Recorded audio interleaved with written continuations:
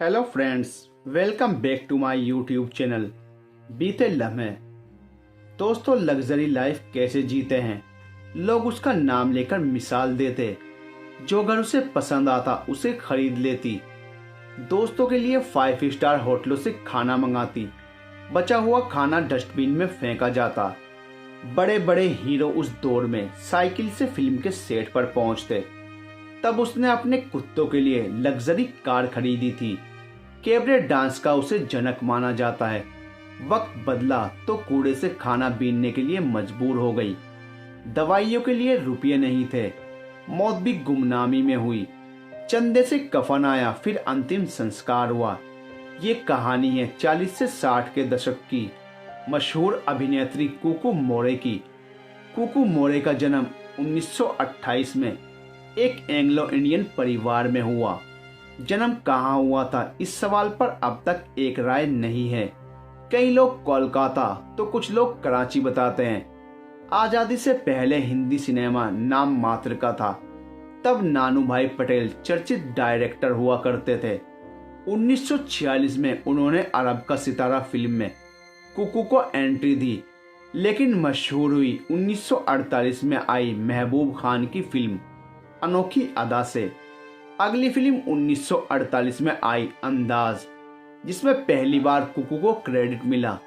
पहली रंगीन फिल्म आन, हलचल, आवारा, आरजू, लैला मजनू जैसी तमाम फिल्मों में कुकू ने आइटम सॉन्ग किए। तब तक कुकू का कैरियर बुलंदी पर पहुंच चुका था।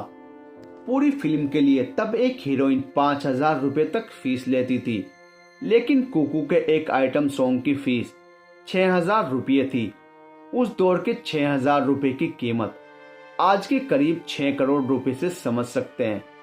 4-5 मिनट का आइटम सॉन्ग ही पूरी फिल्म के हिट होने की गारंटी हुआ करता था। कुकू की बॉडी ऐसी लचीली थी कि लोग उन्हें रबड़ की गुड़िया कहने लगे थे। वो दौर था जब हीरो फिल्म के सेट तक अमूमन साइकिल से जाया करते थे। तब कुकू के पास 3 लग्जरी कारें थी। एक कार में उनके कुत्ते घूमते थे, दूसरी कार में वो खुद आया जाया करती थी, तीसरी कार सामान या दोस्तों को लाने ले जाने में इस्तेमाल होती थी। लग्जरी लाइफ ऐसी थी कि उस दौर में कुकू के पास करीब 8000 ड्रेस थी। किसी बड़े शोरूम में अमूमन इतने ड्रेस नहीं होती हैं। इसी तरह करीब 5000 जूते, सैंडल और चप्पलें थी। कहते हैं कि कुकू एक बार जो ड्रेस या सैंडल पहन लेती, उसे दोबारा पहनने का मौका नहीं मिलता था। कार से जाते हुए कोई घर, दुकान या प्रॉपर्टी पसंद आ जाती तो उसी जगह खड़े खड़े पेमेंट कर खरीद लेती थी। जब कुकू करियर में अपनी बुलंदी पर थी, तभी हेलन रंगून से अपनी मां के साथ कोलकाता पहुंची थी। दूसरी तरफ वैजयंती माला भी हिंदी सिनेमा में आने के लिए हाथ पैर मार रही थी। कुकू ने हेलन को 1951 में शबिस्तान मूवी दिलवाई। फिल्म के सेट तक लाने ले जाने के लिए उन्होंने अपनी लग्जरी कार भी दे दी। एक्टर प्राण को भी हिंदी सिनेमा में लाने का श्रेय कुकू को ही जाता है।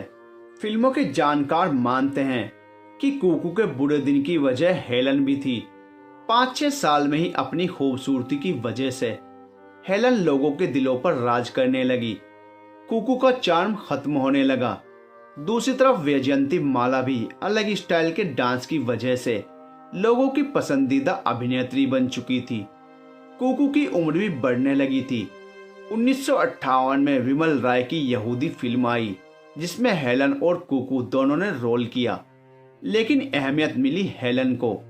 अगली फिल्म हीरा मोती में भी हेलन को कुकू की अपेक्षा ज्यादा स्क्रीन टाइम मिला। कुकू को ये सब बेहद खराब लगा और उनके झगड़े भी बढ़ने लगे। फिर कान मिलना लगभग बंद हो गया। 70 के दशक में कुकू मोरे के यहाँ आयकर विभाग ने बड़े स्तर पर छापेमारी की थी। मुंबई में उनका आलीशान घर था। कई फ्लैट, दुकानें, ज्वेलरी और कारों की जानकारी मिली।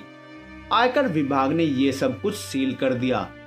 कुकू से हिसाब मांगा गया तो वे किसी भी प्रॉपर्टी या अपने खर्च का हिसाब नहीं दे सकी। इस छापेमारी के बाद उनके बैंक खातों में मामूली रकम बची थी। उसी के सहारे कुछ दिनों तक किराए के मकान में रही। पैसे खत्म हो गए तो छोटे मकान में चली गई। वहां रहने के लिए भी पैसे नहीं बचे तो सड़क पर भीख मांगने लगी। कहते हैं कि अपनी मुफलिसी के दौर में कुकू सब्जी मंडी में रात में जाती।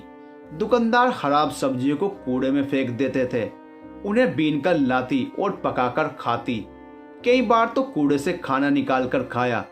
कुछ लोगों का मानना है कि कुकू मौर्य की कंगाली की वजह आयकर विभाग की छापेमारी नहीं, उनकी फिजूल खर्ची थी। प्रॉपर्टी खरीदने में हमेशा लापरवाह रही। कागज देखे बगैर प्रॉपर्टी खरीद लेती थी। उनकी अधिकतर प्रॉपर्टी विवादित थी। काम मिलना बंद हो गया, लेकिन खर्च पुराने जैसा ही था। जमा पूंजी खर्च करने के बाद ज्वेलरी भी बेचनी शुरू कर दी। अंतिम वक्त के लिए कुछ भी बचाकर नहीं रखा।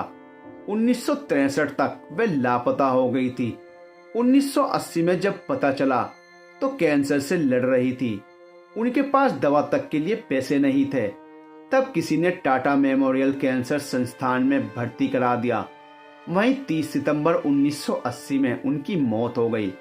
लोगों ने चंदा करके अंतिम संस्कार कराया, लेकिन सिनेमा के उनके दोस्त तब भी नहीं पहुंचे। तबस्सुम का एक चर्चित टॉक शो आता था। उसमें तबस्सुम ने कहा था कि मैंने कभी खाने की कदर नहीं की। रोज 5 सितारा होटलों से दोस्तों के लिए खाना मंगाती थी। जो खाना बच जाता उसे डस्टबिन में डाल देती। खाने की इस बेकदरी की इसी वजह से आज सड़कों से उठाकर खाना खा रही हूँ। कुकू ने कहा था कि मैंने हमेशा सबको तवज्जो दी, लेकिन बुरे वक्त में मेरे साथ कोई नहीं है। कहते हैं कि एक नामी डायरेक्टर के साथ कुकू की नजदीकियां थी। कुकू के बुरे दौर में उस डायरेक्टर ने भी उनसे मुंह मोड़ लिया था। दोस्तों, ये थी अपने जमाने की सबसे अमीर हीरोइन कुकू मौर्य की कहानी। आपको ये कहानी कैसी लगी हमें कमेंट करके जरूर बताइए। और अगर आपको हमारी वीडियो अच्छी लगती है तो प्लीज हमारे चैनल को सब्सक्राइब कीजिए। वीडियो को अपने फ्रेंड्स के साथ शेयर कीजिए। मिलते हैं नेक्स्ट वीडियो में, तब तक के लिए गुड बाय।